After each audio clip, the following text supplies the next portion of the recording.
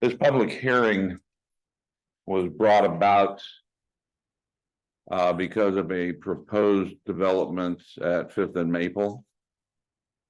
Welcome, sir. And in our last meeting, the mayor agreed and the developer agreed to have this public hearing to get feedback from the citizens of Toledo with regards to their feelings on it. At this time, what I would like to do is have our planning consultant, Todd Johnson, do a brief rundown on the staff report that was submitted for this project. Todd, I'll turn that over to you. Thank you, Chair Birch. Turn this one on, so I'm sure I picked up on the mic. Thank you, Chair Birch. Planning Commissioners, I believe that you've all received the staff report that I issued last time. The staff report has not changed, the one that you had in your packet before. But just for the benefit of tonight, I'll go through the staff report quickly here, just hitting on some of the highlights. The applicant submitted a building permit application for a new 12-plex building. As Chair Birch said, it's located east of 6th Street between Maple Street and North Cedar. It is within the city of Toledo city limits. The process for a building permit is that the applicant submits for a permit at the city of Toledo because it is within our jurisdiction. And then as an administrative review, Planning Commission then reviews that permit and then forwards it on for further processing. So the administrative review that's before this commission is one, and an administrative review isn't like a review where you're being asked to set new rules or to try and apply new laws or create new regulations. This is an administrative review, kind of similar to what you do when you approve business licenses as part of your normal meeting. But that is also an administrative review. In this case, the administrative review, because of some of the testimony that was received during the original meeting, it was decided to take this to a public hearing, which is entirely appropriate to hear public input on proposal of this in a community. But the administrative review, the findings are limited to the ability to apply city code as it exists. So to the degree that that the applicant complies with city code and meets the conditions that are in code, that's the limits of what we can do under an administrative process. If we don't like the code, we can come back and approach that later at a different date. But this applicant has submitted an application for review under the code. My staff report goes through the elements of the land use code. The findings in the staff report detail that on this parcel with the street vacation, the maximum density allowed would be about 25 units. So the 12 unit meets the density limits. It is a permitted use in the residential zone.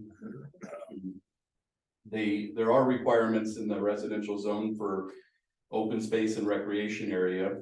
So as we've suggested, a couple of conditions be added to the approval that would condition them to show where they're going to meet the 100 square feet of recreation space for each dwelling unit. They have to provide adequate screening and adequate parking, and the lighting has to comply with the city code standards as well.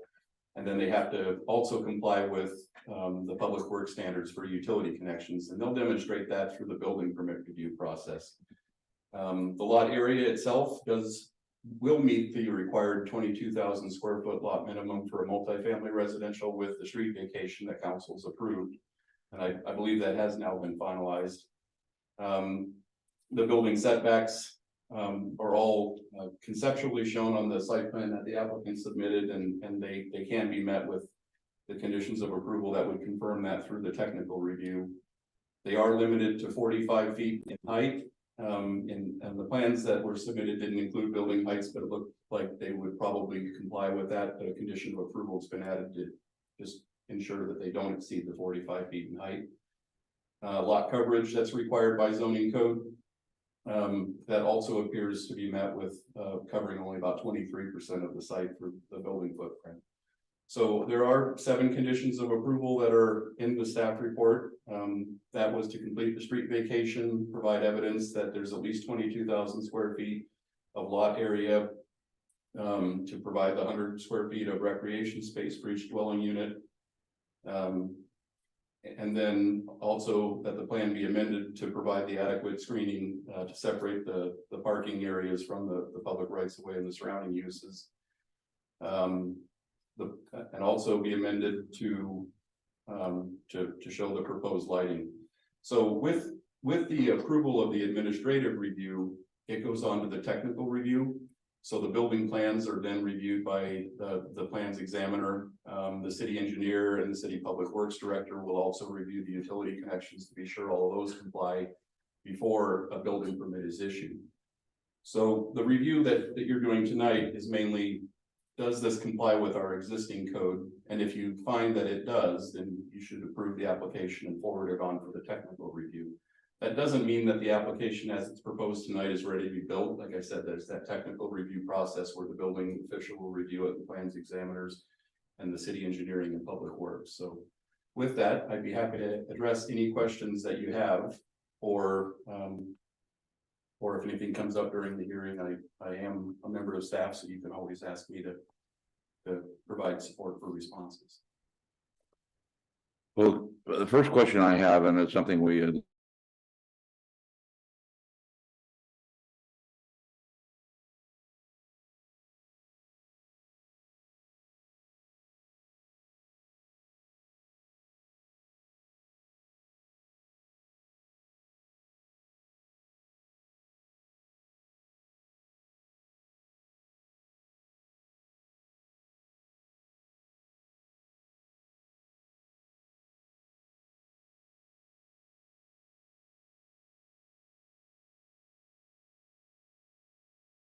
reviewed by the commission before.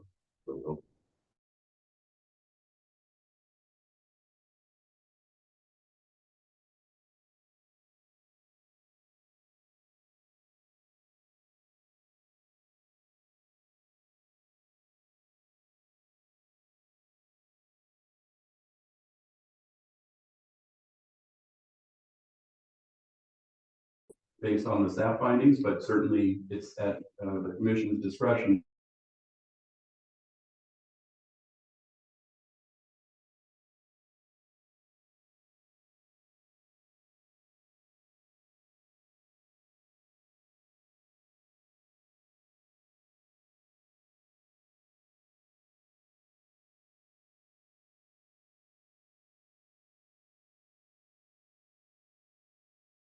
Building plans are submitted, and then you could take it from the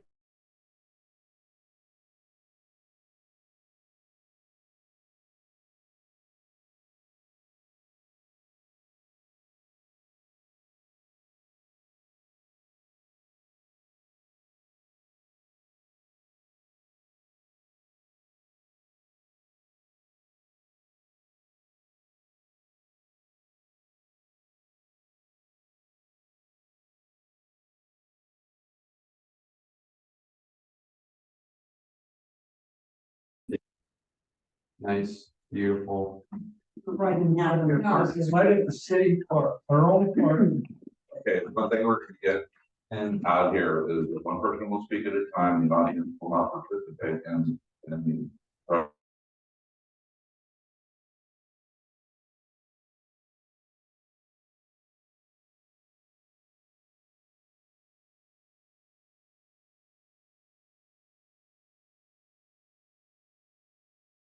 be a very nice structure. And that would enhance the city. And so that's what I'm proposing. I'm excited about the project. Okay, Mr. Mayor, did you, wish to make any? I have to go first.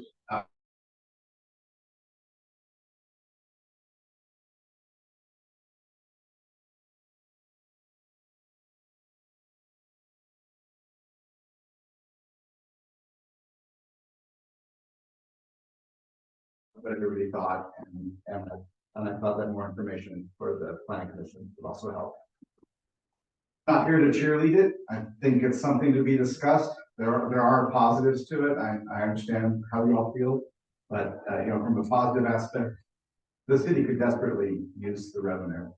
A dozen water and sewer hookups is about $168,000, and we are seeing massive things need to be prepared in our sewer plant. And what I don't want to do is I don't want to come and tell you all that the water rates are going up drastically. I think that, right, because they're already expensive. But like you all are seeing inflation, we're seeing inflation. This is a potential way that we can keep that rate in. We also are going to be doing our own permitting. We've been working on that with the planning commission and council for well over a year now. And this would bring in, I guess it really doesn't matter what Crit builds there, whether it be for smaller things or the complex. We'll gain permit revenue for that. That'll allow us to do things like pay for the planning consultant we have, so that we can make sure that we're doing things correctly. 12 more families is good for the community. Property taxes on what would most likely be a multi-million-dollar valuation. It is good for us for property taxes. It looks like Kurt's wanting to build a quality house. That's a positive thing. And the last thing that goes with what Chair Birch brought up at the previous meeting, which was if he stays within our ordinances, it's his right to build on. We have the Fourth Amendment. So the property that you have, you own it, and if you stay within the boundaries of what the law is, then that's kind of your right. So I just ask that you all think about those things when you're having your discussion, and that we can keep this civil and productive. That would be fantastic. Thank you, Mr. Mayor. Chief Dwayne. I know one of the things I thought of, and I'm sure other people in the community are concerned about, the apartment houses get a reputation for being crime driven. The builder, I believe you handle your own properties, is that correct? I do. Has assured us that that's not the case with his, and I was wondering if you have some experience with some of the other apartment houses in town. Yes, so I've been here about a year, as everybody knows. Between the two apartment complexes, I believe I've had 3 to 5 calls in a year's time. And none of the calls have been of what I would call a life-threatening nature. In other words, they're mostly civil people, your cat's on my side of the road or whatever the case may be. In regards to the proposed development, I don't see it putting a strain on the police department in any way at all. I again say that Toledo is a unique community. Everybody gets along, everybody's cooperative, everybody's looking out for each other. And I believe that the people that we would attract, if this were to be built, would be of that caliber. So that's my 2 cents on it as far as the public safety department is concerned. Thank you. Okay, public input. If you've signed up to speak, and you don't necessarily have to by law, or if you wish to speak, and so I had asked everybody to sign in, so we'll just go down and call these people's names, and if they want to speak, they can, and make just do 3 minutes. very good. The planning commission is essentially taking testimony as a quasi judicial setting, so your statements will be on the record. Perfect. So if there's anybody that hasn't signed up here and does wish to speak, want to come up. So the first person I have is Barney. And we'll have 3 minutes to please present your comments. Sure. Barney Syverson, 450 Cedar Street, which is right across the street. I'm new to Toledo, 2.5 years, so I don't know how to come in here and say one way or the other on this. I'm from Canvas, which was 6,000 people that where I grew up, and now it's 24,000. So I've seen a lot of growth, and I know that a lot of hysteria happens. See this kind of stuff happening. I'm just not too wigged out about it. The only thing I was gonna approach it from tonight was, I'm the guy with the 4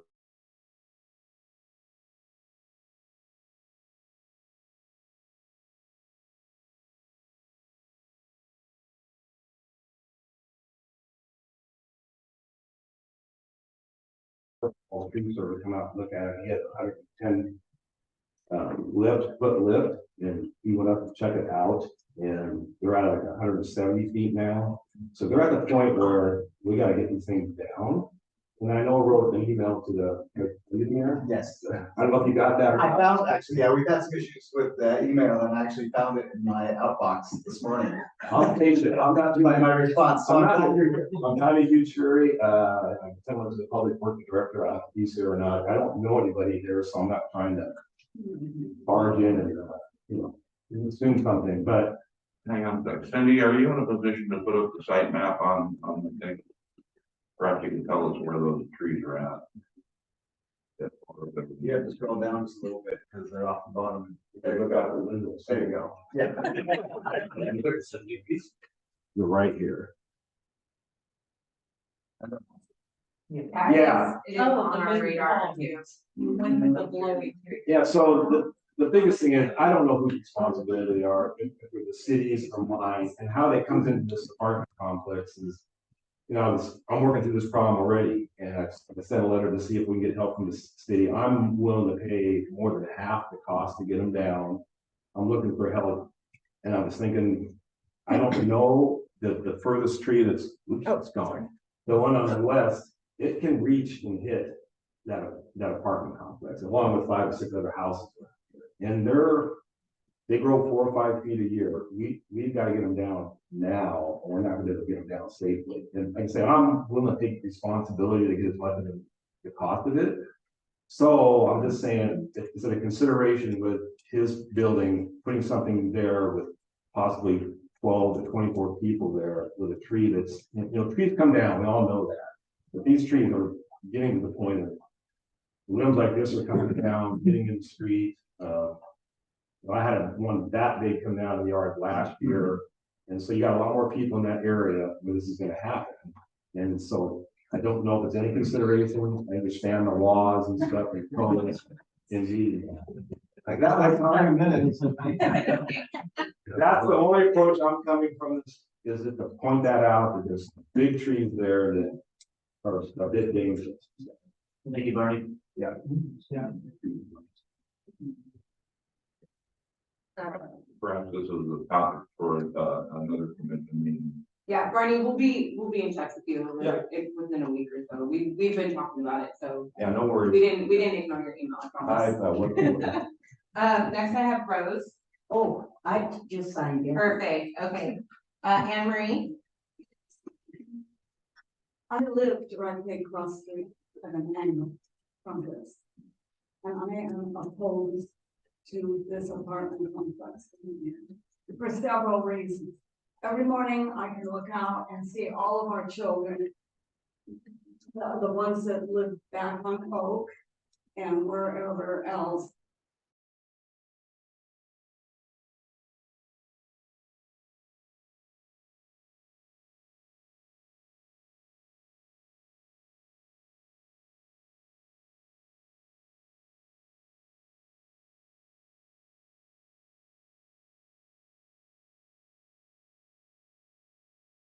The property that will take our view, they will have the view of the park. Another big structure has already gone up to the left of me, and we no longer can see the park. And their windows are facing the park, just like these buildings, the windows will be facing the park. We are looking at an ugly building, no windows at all. And I am worried about the traffic for these little children. Do we care about our kids here, our little first and second graders? And some of them are walking away because it's safe. It will not be safe with 12 apartment buildings and the traffic that goes with it. And I'll tell you, if I have to put spikes on my parking, I will. They are not gonna, I'm on the corner, on the end house, and I bought into Toledo because of the neighborhood. And I am not happy. I don't know if any of you agree with me. I mean, it doesn't matter. I want us to have time to put for sale signs up and get out of here, if that's the way it's gonna be. And I love the school. I've been there for 13 years. And I'm really worried about the children in our neighborhood. I don't see how in the world you can put 12 apartments in there with parking. Thank you, Anne Marie. One question. If someone, those are 3 buildable lots. That property is essentially 3 buildable lots. Would you have the same opinion if somebody came in and built 3 individual 2-story houses? There wouldn't be as much traffic. And that is a concern when you, and they need that, pathway or whatever it is that we all have on our properties. And that, if this thing goes through, I mean, I won't be here, I'm gonna leave. At least that would cut down on the way our kids walk to the school. And that park is full of kids and neighbors, and they would have all the parking. We heard they, of course, this is hearsay. They might put the car parking in there. You just can't put 12 apartments in there and not have enough parking. That isn't that big. Well, that's a requirement of the code. You know, they can do that. That they make. I'm sorry, I think you said you they're gonna put parking inside the park. That's what someone told No. me. That is genuine hearsay, it's not true. It is. Where they can put it. Under our code, page 38 on the land use code regulations for apartments, the apartment owner is responsible for putting in 2 spaces per unit, plus 2 spaces for every 5 units for visitor parking. So essentially means he has to provide on-site or I'll see 20, if 28. I still see my own. It is going to destroy our end of the neighborhood. And I bought into this end of the neighborhood because it's really, the properties are lovely. Thank you. Next. Chuck and April. Hi. Name and your address, please. 511 Xavier Street. It would be right in front of my house. And that's gonna be, so if someone looks out their window, they're gonna look right into my house. That's what I don't want. That's the reason why we moved here. We moved over 3 years ago. Because I grew up in a town, 307 people. So this was, to me, a big town. And I was not, not seeing this many from this house when I look out my window.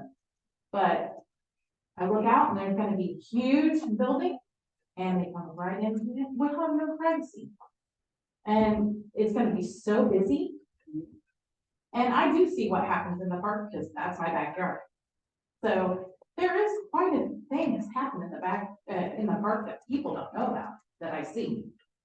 So I think it'll just cause more stuff going on.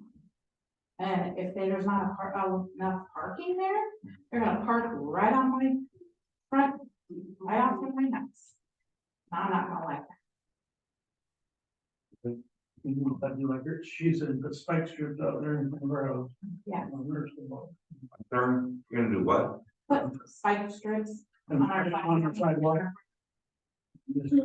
because I got the sidewalk right there at the road and people can start parking there. Because they do when stuff happens at the park. Okay, let me reiterate the requirements of the code that he provide parking on site. 2 spaces for each unit. That's 24 spaces plus 2 spaces for each 5 units for visitor parking. I don't know that I would go into a public forum and start expressing that you're going to be vandalizing essentially other vehicles. That's my property. So I wouldn't be vandalizing nothing. You're putting something onto your own property to prevent you from parking there. Is that what you're saying? Okay. Yeah. Okay. Fourth Amendment right. Right. Would it help to put the map up so people can see? See the park. Yeah. I'm having a difficult time keeping the microphone active with that up. Sorry. You shoot the window? The-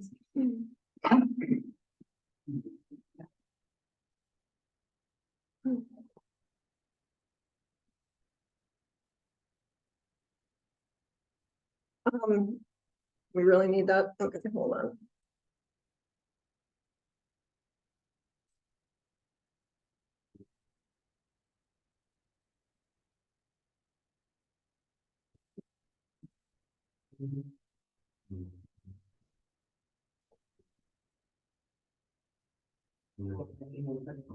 She's pulling up parking right now too. You can see parking right there. Yeah.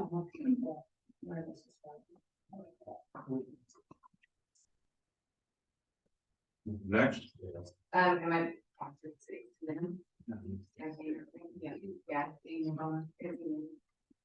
I live on 431. please stand up and Oak Street.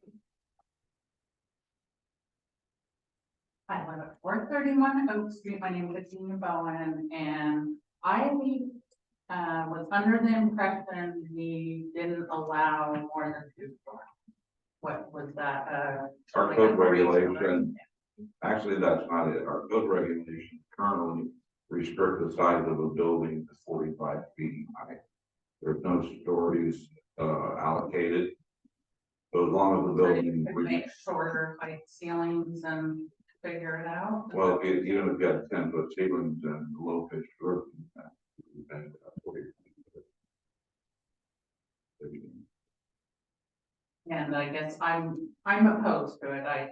It will ruin my view as well, right out my front porch. We moved there 24 years ago.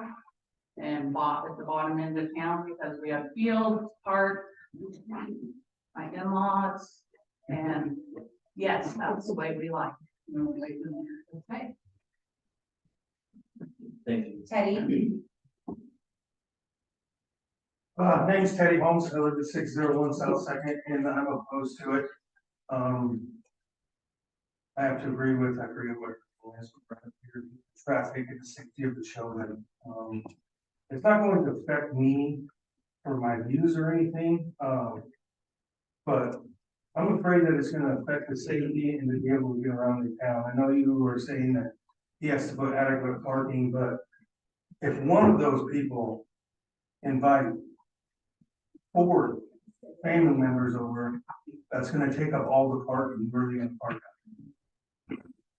If there's an emergency, first responders aren't gonna be able to get around because they're gonna park on the street.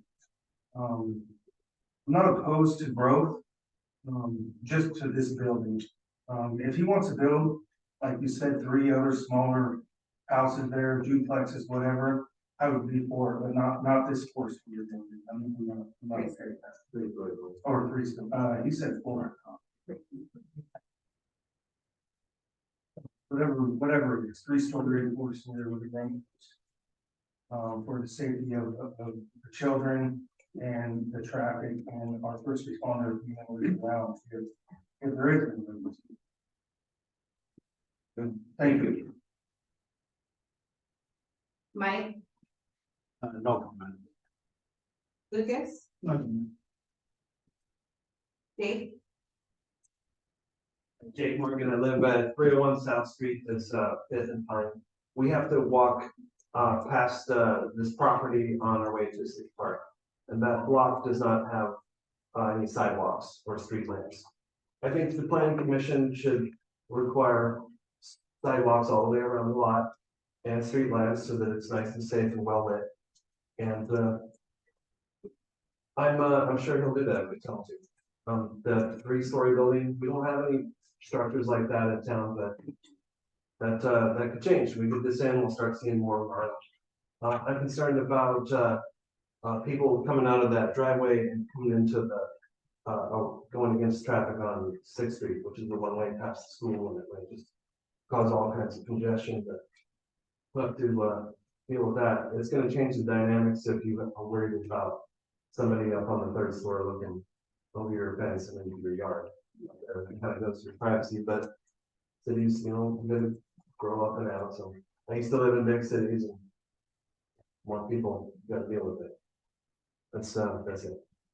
Justin, So I'm Justin, I'm at 611 South Fifth Street. I will literally be right next door to it. I'm gonna echo a lot of people's sentiments.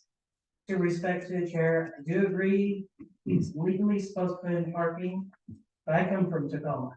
I'm gonna tell you this straight out. I used to live up the hill from the Tacoma Hill. About a mile and a half, roughly up the hill. People would still park at our house. At our parking. So in respect to that, I understand what you're saying legally. But real world, that doesn't work. The other part is, like they said, there needs to be adequate lighting. That street, I don't like that street of Cedar. That's not my property, that's not my job. My job is to protect my property, that's my garage. That's lit. So there must be good lighting on that street. There also needs to be no parking signs on that street. As people, when there's events at the park, do always park at my house and my neighbors. Always happens. There has to be no parking signs, has to be adequate lighting. I'm also requesting security cameras. I don't want people breaking into my stuff. That's why I left Tacoma. And that's all I have to say on that. Thank you. Which street was that? The person South, Cedar Street. Cedar. Oh, so Cedar Avenue. Yeah, where they've got the stop sign to the park. People like to park on that street. Does anyone else have anything to say? I don't have anyone else on my list. Can I say something? You called my name Yes, first ma'am. and was ready for it. Go for it. Okay. Now you're riled up. Jared. We'll cut her back to 2 minutes. Yeah, okay. Okay. Just kidding. My name is Rose Ford. I live at Fourth and Cedar. So I'm away from this apartment complex. But the thing is, I wanted to ask you, you said that it public safety wise, everything's going, aren't we putting in some big units up here? Apartment complexes No. that's been approved? No, those are single family homes. Oh, they're gonna be, well, you'll still need, one policeman can't cut it, can't do it. Oh, are we gonna get more police? Yes. Yes. We are. Yeah, that's why I came here. Oh, okay, you I didn't say that. understood that I had to be here by myself for a while, but eventually we're gonna have more officers on. I would If envision, that does come in now, it's gonna change the dynamics. Yeah, that's gonna be, That's heading out toward it. I know where it is, Sean. I know that we've discussed this, but our vision on this is probably within 5 years, we'll have a 7. When I first moved here 20 years ago, we had 4. And, But we're gonna need additional officers up for to handle the growth and expansion that's happening now, not only Lido Vader Road, but well, I know everything is building up and it's good to get people here. But that is such a beautiful lot down there. And if you guys come in and just throw up an apartment and destroy that whole area right by the park, that's what's so nice driving down Cedar. It's going right in there. I'm against it. What was your name? Where do you live? I'm on the road, but I have about 20 properties in Toledo that my tenants are totally upset about. Go ahead. First of all, Mr. Mayor, this project wouldn't even exist if Toledo didn't vacate that alleyway to allow a larger structure to be built onto that property. We would be limited because we would have an alleyway there. I didn't realize Toledo's giving alleyways away now to fund these properties so we can do things like this. And then as far as the income goes for Toledo, Max Helberg's building that big property up there on the hill, 91 houses. That's gonna bring in a lot of money. So we didn't have to do this big of a property. In addition, I checked Mr. Reddick, he doesn't always own his own properties. He sells them to out of area buyers who doesn't care. If you've got a pulse, they'll put them in one of the apartment complexes. So is this what we're gonna want right in front of our park when we have cheese day on that and we get the people that are not quite stellar out there right in front of the park and they've got to pass by this area that's maintained by out of area landlords? I don't think so. And in addition, just like what they've said, parking is gonna be really limited. If people bring in more friends and relatives and that, they don't care, they're gonna park wherever the first available parking space is, so there's gonna be a problem there. And then in addition, if you don't have the stellar tenants, like I said, if you got a pulse and you can pay the cash, in you go, then our police department is gonna be stretched to the max. What? So anyway, that's all I've got to say about that. If they're giving away alleyways, I've got several of them I'd like to have tagged on mine too. We had a public hearing on that too, we posted. You paid us $6,800 for it. Right. Well, still, I'll pay $6,800 for mine too. A lot of protests there. I will. The city is quite broke. But 90 houses up on the hill, you're gonna get revenue off of that. That's what we heard when we did go to those meetings. If we get from there to here, yes. Here to there, yes. Anybody else? Okay, then we're gonna close the public hearing for this portion. And planning commission is going to table this until we have a set of drawings from the applicant with regard to his intentions. And then a decision will be made at a future planning commission meeting. Will we be notified about the? Well, the planning commission meetings are online. They are third Wednesday of every month at 6 right here. The agendas are online. You can go and find out what we're going to be talking about that night. As well as the city council meetings are also that way. We're trying to maintain a transparency that perhaps didn't exist before. And we want you to know what we're doing. You know, obviously these are all volunteer positions, so we're not raking in the cash from all this development. What we're trying to do is intelligently manage the growth of our city so that it benefits the most residents and takes care of the people that were here originally. But we are also somewhat hamstrung by a thing called the United States Constitution, which grants certain rights to people who own private property. And so we're limited in what we can do arbitrarily, because someone who is in favor of the project would say you're being arbitrary for being against the project, and vice versa. So we have land code use regulations, and if you're not happy with them, then petition the council to change them. But they are what they are, where they are right now. And that's our responsibility to all the people of Toledo, is to maintain that respect for what our land use regulations allow and for our constitution. Yes, ma'am. I have one other question. Because I volunteer at the school, I know how crowded it's going to be. And we are already experiencing, we've already helped the middle school and the high school. And we simply don't have room for many, many more children. And I see. Anne Marie, may I interrupt you for a second? The private testimony on the public hearing closed. Go ahead, please.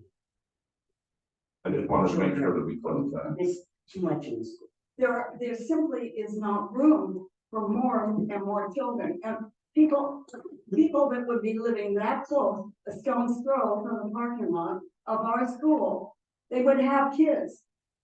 And we don't have room for them.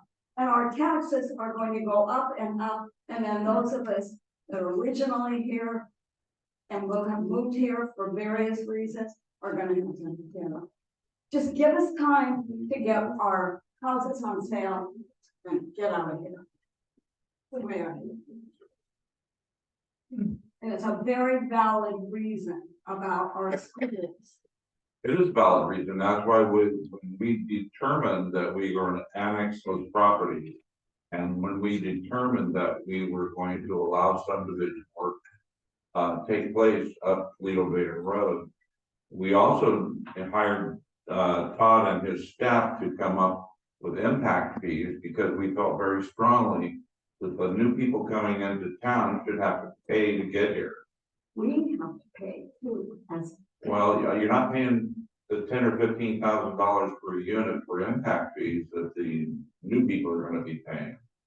And that's, that we have, impact fees for traffic mitigation, for schools, for fire. They have been steeper regulated into, donating, money for our police department. And so it is our intention to make those folks pay for the pleasure of living in this beautiful city. And ruining our city. Well, that's a matter of opinion, Anne Marie, and we all have one. And we have, for the But we past, cannot continue to stagnate as a city, because inflation means our public works guy or our staff in the office, they want raises to match inflation. Well, where do you come up with that money? You can't just keep taxing the people. You get it by growing a little bit, which increases your property tax income, your sales tax income, and the things that you need to do to operate your city. I mean, I've been to these meetings before where we were sitting here saying, where can we get $1,500 to change the locks on the bathrooms at the boat launch? And we didn't have it. We did not have $1,500. Well, that's what growth allows you to do, is to have that money available to do those things. I'd like to see our downtown be a beautiful spot like Castle Rock did for their downtown, make it a destination spot. And it takes money to do that. If we develop out there, then our downtown core does not have to be affected, and the benefits of that can accrue to the people who were originally here in town. That's our thought going forward, at least my thought, and I think the commissioners. I'd like to add one thing. In the past year, maybe two, we've had very intense discussions every meeting we've had about impact, specifically about the school. And we all recognize the school is already full. Yeah. So we recognize that. It's not that, and we know that more people are going to be coming into the place, and it's gonna require a larger school, it's gonna require more police. We analyze that a lot, that's our job. Yes, ma'am. So by recognizing it, and you're talking about the impact and the money from impact, will that go directly to like the grade school to add on, remodel? Because Yes, it will, actually. It will. I believe the proponent was with the Joma property as it's annexed and the college property which has been approved. I think they're looking at somewhere around $3.5 million. You know, and you can buy portables for that. You can build things with that, and it doesn't have to be a levy they're coming after every 2 years. There's a similar development happening in a city near us that is happening in a much different way than it's happening here. Well, all you have to do is look at Winlow. That's what We did look at Still things. Stand. Yes, sir. One of the things I did when I was on planning commission was I saw what was happening, and I saw that our schools were already overloaded, and those are from people, you can opt to go to District 237 if you live even close, and they have to take everybody, but they were taking no impact fees. I went to the school, I went to the fire department, and I told the superintendent, I told the superintendent of school and fire department that you need impact fees to keep up with this, so that you don't have to do a tax levy for the existing residents, because I don't feel the existing residents need to carry the burden of the new growth. I agree. Wherever it happens. And I think that's been our attitude moving forward with any new development, is that they will pay their own way. And they will be responsible for the impact that they cause to our city. That being said, I know it affects reviews. I know that point. Oh, it's ugly. Well, Purely ugly. I'm telling you about the laws of what we have. I'm trying to tell you that we're not growing building up. We've been thinking about this very every. I wish you would have known about it 13 years ago when we moved here. Well, then we would have missed you.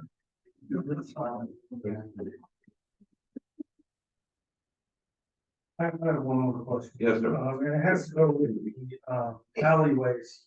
the mechanism stated to this lady over here that you can buy the alleyway. My understanding is that alleyway is for first responders.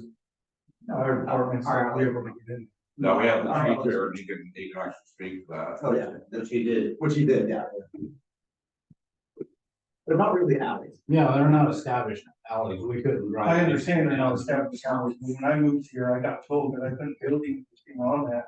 In the case that you guys, the fire department or the police department had to get down there, they would tear it down at my expense. Actually, specifically. So what happens if that building is not fired, he's got to get to the back of it or the He front? doesn't have to get to the back.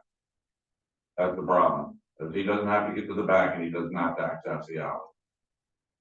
How does he not have to get to the back of it? People were. Carry the he's gotta hose. take people from the back. How does that work from all the way up top? That's what. You know, that's a what I'm lot of asking. those alleys have telephone poles, in- And what? telephone poles. You couldn't drive down them if you wanted Teddy, that was a Yes, sir. public works thing. I have a related question. Does the fire department have the ability to put out a third story fire in the town? With like a ladder truck, are we gonna be able to handle a structure that tall? Yeah, we can handle it that tall. There are RCWs, when you get so many buildings over 35 feet, I believe it is, then you will need a ladder truck. But we're not there yet. If they're wrong, do you remember who told you that you couldn't do something like that, Alan? It was the ladies that worked here before. All right. So, yeah, the ones that worked here before, when the entire police department quit on it. And they quit too. That's another. But, you know, like we had a police department, we had a good police department, and they all quit. Now we have one police officer, or two or three, I don't know, I think I've seen two. to. Okay, why don't we let our planning consultant address your issue here? Yeah, I might be able to help. So alleyways are public right of way. So they're not specifically reserved for public services or for any one person, but an alleyway, once it's established, is public right of way, which means we all own it and it's public property. So you can't build anything in it because you don't own it, it's not your property. So then how did the city sell it if we all own it? So what happens? Asking us first. So the city, so when you elect officials at the city, then they are put in trust to administer the business of the city. And one of the things that you can do all as property owners is if you have an alleyway or any street right of way or anything like that that's adjacent to your property, and if it's not used for any public benefit, as many of the alleys in the city are not, is that you can file a petition with the city and request that they vacate that alleyway. When the city goes through that process, it's a very public process, public notices go out and it's part of council meetings. And then you also have to pay for an appraisal to figure out how much the property's value at. And then you go through the public hearing process, and if the city council chooses to, then they can vacate that alleyway. If there's no future public use for it, they can basically give up that public property and sell it to the adjoining property owners. And that's what happened in this case, is that the applicant petitioned to have that right of way vacated, paid for an appraisal. The appraisal established a fair market value of what that property was. City council then looked at it, said, yeah, it's not being used as public right of way. We don't have any future plans to use it as public right of way, and they vacated it. And that can happen in every case citywide. But the reason that you can't build within it is simply because it's not your property. It's public property. It's like building something out in the street. You can't do that either. Even though, but unique things about the alleys here in Toledo is that many of them aren't used, so people do use them as their backyards, but you're not supposed to, because it's not part of your property. You can ask to use it if you don't wanna buy it, and Toledo already lets people fence to that 6 foot divider, usually 12 feet wide. And so your fence is probably 6 feet in. You could put a shed there, right, if you could move it. But you can't build a permanent structure. It's kind of unique to the city is that they let you use public right away. Yeah. But in any case, that's why you can't build there. It's not specifically reserved for public services. It's just like building something in the street. And if city council wants to permit you to build sheds in there right away, they can do that. And they can let you build them in the streets too. But that's why you can't build there. It's not specifically reserved for any one purpose or use. In some cases, the city does use those for utility connections that aren't visible above ground. So sometimes when property owners would come to the city and ask, can I please purchase this right away? The city may choose to keep it because they already have utilities in there that they need. Or they can give it up and they can just reserve an easement to go and maintain those utilities. So I hope that's helpful information, but if you do have an alley behind you and you want to own it, then you can petition city council, and for the fee of whatever the fair market appraised value is, you could potentially buy it as long as the city has no future use for it. Hope that helps. Thank you. Anybody have anything further?